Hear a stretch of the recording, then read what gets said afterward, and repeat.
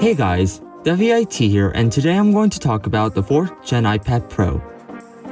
I've been using this for about a week, and here's the detailed review about it. First, let's talk about my model. I bought the 12.9-inch, 128GB, Space Gray, Wi-Fi model. I thought I needed cellular, but after trying it out, I decided that I didn't use it much, so I skipped it. However, one of the new features of the 4th Gen iPad Pro is Wi-Fi 6, which has much faster speeds. Of course, I intended to keep my promise of buying Apple Care Plus, so I called Apple and bought it right away. So, let's first talk about the display. The display hasn't changed much, if at all, compared to the 3rd Gen iPad Pro. It boasts a color-accurate 120Hz ProMotion display with up to 600 nits of peak brightness. I used it for drone flying with my DJI Phantom 4 Advanced, and the display was bright enough even through direct sunlight. Next, let's talk about the performance.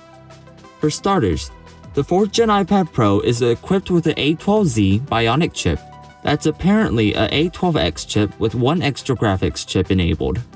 So obviously, when we do a performance test on Antutu, you can see that the score is a little bit higher than the A12X chip. Checking closer, you can see the CPU scores are almost identical. However, you can see that the GPU scores are a little bit higher. Next, let's talk about the biggest change on the iPad Pro, the LiDAR Scanner. I honestly didn't think I had any use for this scanner, but there's an app that I started to use constantly that used the LiDAR Scanner. It's the built-in measure app from Apple. I did some test measures on my desk, and it got very accurate readings consistently.